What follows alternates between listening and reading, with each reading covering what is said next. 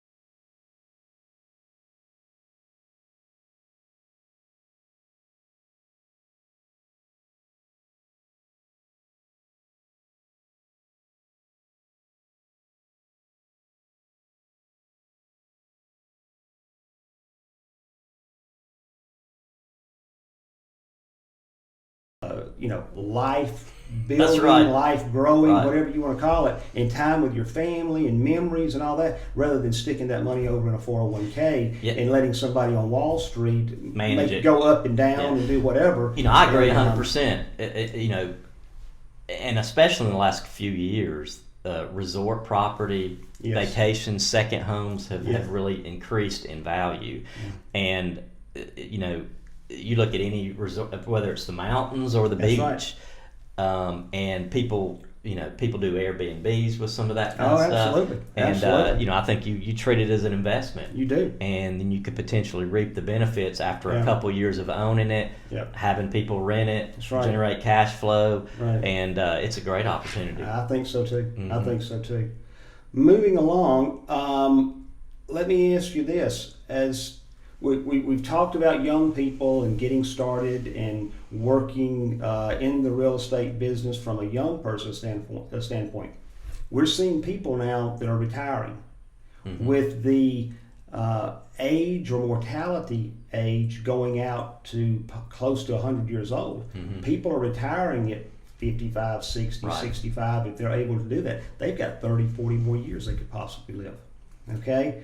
What do you think about they need income. They need money. And a lot of times this 401k or these savings, these retirement plans are not enough to produce what they need. What do you think about putting this money into real estate at that point in time? Because even though you're taking an income, this money still has to grow Mhm. and to be there when you're 70, 80, 90. What's your thoughts on taking that money and putting it into a real estate position? I think it's a great opportunity, and I think you probably, if you really look at the numbers, you probably get a little bit higher return on those investments rather than leaving them in the 401k. I guess the thing with 401k is a little bit. I don't think it's necessarily safer. It could go down. I think it's a lot more risky, Right, than and a real estate position. And real estate, real estate is a tangible asset, and Yes. you can always liquidate it and sell it.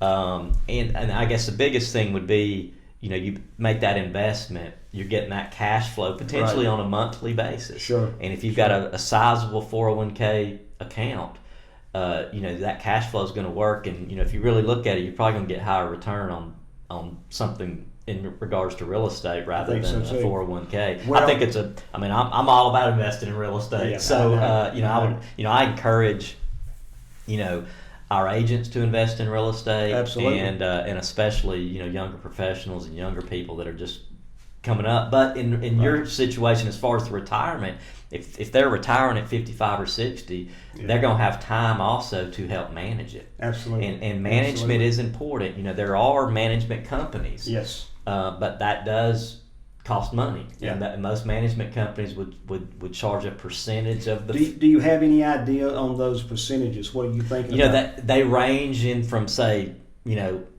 8% to say 15%. Okay. A lot of resort areas are even higher than that. Yeah, They're like maybe 25 or 30. Okay. So you just need to kind of see, Right. shop around and talk to Right. people about that. But I've seen some larger apartment complexes, 10 to 15, 10 to 12% Right. or something like that. I think too, for someone that's getting ready to retire and they've got this money sitting there, they may have in their mind, just because people have been taught this, to sit back, not do anything, watch TV all day long, go on vacation, stay on vacation, what have you. I think that gets old after a while. Mm-hmm. People get bored. People get bored. Yeah. And I think that it does a person good to be thinking, to be working, to be active during those years, because the main thing that you're concerned about during those years, I would think, is your health. Right. Well, activity, exercise, thinking, working on projects is going to do nothing but help you from a health standpoint. Right. So I think having this project, having this real estate, and don't overdo it. Don't do it where it's a burden. But I think you can enjoy life. You can create a cash flow, a monthly cash flow, and protect your assets by doing something in a real estate type position over there. What do you see are one or two, three of the biggest mistakes that people make with rental property, that they are jumping over into that realm of work? What's two or three? Well, I think the biggest thing you've got to look at it from a business number standpoint. It's a numbers game, and you've got to look at what you're paying for it. Right. If you're borrowing money, what the interest rate is, Yeah. and what the expenses are, and what your return's going to be. Yeah. And you can't predict the future, but kind of looking 3-4 years down the road. Okay, if I pay $200,000 for this particular property, what's the potential appreciation? Right. But it's I think, and in this market we're in right now, where you've got low supply, high demand. Yeah. Prices are rising, Yeah. and you still need to look at the numbers. Don't get too caught up in the game as far as I want to jump in. Yeah, I want to jump in. You still got to be smart about it. Okay. Yep. I didn't mean to cut you off. Yeah, you just got to be smart about it, and I think that is a mistake that some people make, is they overpay. Help me here, Yeah. because I've really had this as a question. How do you get into this investment market when the prices are so high? Mm-hmm. Would an investor get in right now, or is an investor supposed to kind of sit on the sidelines and wait? Hopefully, we'll see some decrease in pricing for investors. Now, people that have already invested, they want it to continue to go up. Well, I think what's happening that? now is that you've got a lot of investors that are selling. They're taking advantage of the marketplace. Right. But they're doing 1031 tax deferred exchange, and they're wanting to roll it into another property to defer their taxes. Right. So it is a challenge right now to find really, really, really great deals. Right. But there are situations out there where you can get in now. It'll cash flow. And once I'll go back to, you need if you're a newer novice investor, you need professionals to help you, guide you through the process, because they can help you find the right property that'll fit your lifestyle, as well as what your investment returns needed and things like that. I think the other thing would be, the challenges right now also is conditions of property. You need to make sure, if you're purchasing something, the major systems, roof, HVAC, really those are two of the big things. If you're going to have to put a roof on it within the next couple of years, that's a big expense that could hurt your cash flow. Absolutely. And HVAC. Foundation. Do your inspection and do your due diligence before you purchase, and just don't jump right in, because there are situations happening where people are so anxious to get into something. Right. They'll just do whatever, and they'll the look past the emotions. So it's a business decision, and if it's not the right business decision, you need to hold back and wait. But there's opportunities out there. Yeah. Well, and I tell you, I think too, it's for someone wanting to get in, no matter what age, young person, an older person, or whatever. Now's a good time to be learning. Now's Absolutely. a good time Yep. to be gaining that knowledge as much as you can. Yes. Publications, books, YouTube is full of things like this that they can be looking at and giving them ideas. And you know, some of these large institutional investors are going nationwide, purchasing large blocks of rental property. Really? That shows you the potential that these large Wall Street investors are purchasing a lot. I mean, we're talking they'll buy 500 subdivision home and it's going to be all rental. Wow. And so, and I think, you know, some of the mom and pop landlords are opportunities there also. That's great. And that happens more in, you know, your larger metro areas, and the markets we work in are more smaller towns. Right, right. Well, I think we got into this a little bit last time. You just brought that up, working real estate in a smaller area versus real estate in a metropolitan area. And I think you can get to know people like yourself, like the folks at Coldwell, and have them looking out for you, looking for properties, because they've got more eyes on the property. Right, build those relationships with professionals that can be on the lookout for those, you know, diamonds in the rough that are coming. I don't think that we can emphasize that more than enough, so to speak, because that's a huge thing. Whether you're involving yourself with the professionals that can find you the properties, the professionals of financing, the professionals of maintenance, that's going to make your life so much easier. And to me, that's huge. That is key, to build that group of folks that you can trust, that you can call on, that you know that's going to show up. And I know there's always obstructions that's going to occur along the way, but I think that if you're waiting on finding that property, do that homework as much as you possibly can now. Right. And one more thing we hadn't talked about is about the, you know, rehabbing property. And, you know, buying, rehab it, and then turn around and sell it immediately. Yeah. You know, and there are opportunities out there. They're not as many as there once were because of price. Yeah. But there are homes out there, you know, that you can purchase that need updating. Sure. You know, they have the 1970s kitchen and the bathrooms, the pink tile and things like that, where you can go in and remodel. Once again, you gotta be conscious of how much money you're spending. Right. But, you know, people buying residential real estate to live in, they like it nice, new, and clean. Absolutely. And they'll pay for it. Absolutely. So there are, you know, once again, you need to have a professional helping you find those deals out there for rehab properties. I think what we're going to do, we had Mike in a few months back. I think our next meeting is going to be about the short-term versus the long-term investing. Yeah. And maybe go in a little deeper on the flipping, so to speak. Right. Versus holding on to that rental property. Long term. There's tax implications there that are major differences, and there's obviously the physical element of how much and how eager are you to get out there and get your hands dirty. Right. But well, folks, I think we've come to the end here as far as our communication on investment real estate, as much as we can do.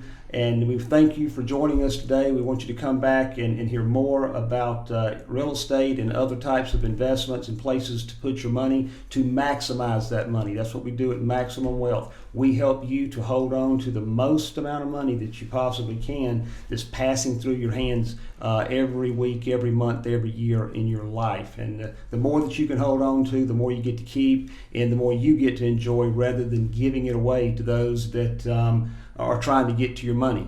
So subscribe to our channel, go to our website at MaximumWealth.net. If you have any questions or need any information on real estate, this man right here and his company, Coldwell Banker, Kinard Realty in Dalton, Georgia, can answer those questions. Even if you're far away, you can still call these folks and they're glad to help you. Right, Mike? Absolutely. We're ready to help you. Thank you, buddy. Thank you. Enjoyed it, man. Thank you so much. Thank you guys for joining us today.